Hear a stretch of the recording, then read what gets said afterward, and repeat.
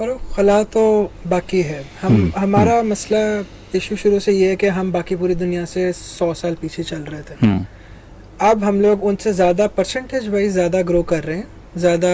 हम जल्दी चीज़ों को पिक कर रहे हैं, लेकिन ज़्यादा हमारा सारा एफर्ट उस गैप को क्लोज करने में लग रहा है। हम उनसे आगे नहीं बढ़ रहे, उनसे ज़्यादा इनोवेशंस नहीं कर रहे। हम जो पहले 100 साल का गैप था उसको 50 का किया है, 15 का किया है, 20 का किया है, जितने का भी किया है, लेकिन वो अभी भी गैप उधर का उधर ही है। और दूसरा इशू ये है, हमारी जो मार्केट है, हमारा इवन आप एक फैक्ट्री, आप फैसलाबाद टेक्सटाइल्स का शहर आप इसको देख लें, या आप टेक्नोलॉजी की आउटसोर्सिंग कंपनीज को देख लें, किसी भी चीज़ को देख लें, हमारी सारी मीशत ड्रिवन है एक्सपोर्ट की तरफ, अगले उनकी मार्केट को सर्व करने के लिए, कि उनके पास पैसे, उनके पास इनोवेशन है, उनके पास कंजम्पशन उनके पास है, हम उस कंजम्पशन को फीड करते हैं। और ये आप इसको बड़े स्केल पे ले जाएं तो चाइना जैसा मुल्क भी अभी तक उन्हीं को फीड करता है। चाइना हमसे कितना आगे है, कितना वो डेवलप्ड है, लेकिन उनकी भी मुईशत, उनका यही मसला है, उनकी भी मुईशत एक्सपोर्ट की तरफ, हम उनकी रेलगाड़ी है, उनका इंजन है, हम उसके पीछे लगे हुए हैं। डब्बा कभी भी रेलगाड़ी को ओवरटेक नहीं कर सकता, वो हमें खींच के आगे लेके जाएंगे, डिसीजन उनका होता है। तो हम उनसे कीप अप कर पा रहे हैं, लेकिन हमारी इम्प्लीमेंटेशन बहुत कम हो रही है। और जो इम्प्लीमेंटेशन हो रही है, हमारा जो बेस्ट एंड ब्राइटेस्ट है, या तो वो खुद बाहर जाके उनके लिए इम्प्लीमेंट कर रहा है, या वो यहाँ की कंपनीज में बैठ के बाहर के लिए इम्प्लीमेंट कर रहा है। जो एक्चुअल जिससे पाकिस्तान को फायदा हो, वो उस चीज से कि एक बंदा बाहर से पढ़े, वापस आए,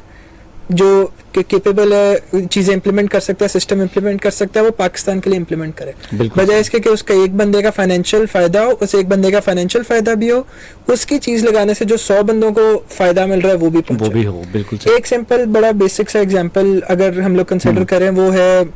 आप वेदर प्रेडिक्शन है, या जो क्रॉप्स के अंदर डिजीज प्रेडिक्शन है, बहुत एक बड़ी एक हाई इम्पैक्ट चीज है। बाहर इस पे बहुत ज़्यादा रिसर्च की जाती है। आप चाइना को देख लें, यूएसए को देख लें, यूरोप को देख लें, even to some extent India को देख लें, तो वो ये प्रेडिक्ट करना कि कब कपास की फसल को कीड़ा लगेगा, वो बहुत इस पे मेहनत करते हैं, या कब गंदम की हीट कम होगी, उस पर बहुत मेहनत करते हैं, क्योंकि वो आज भी आप सारी चीज़ें, टेक्नोलॉजी,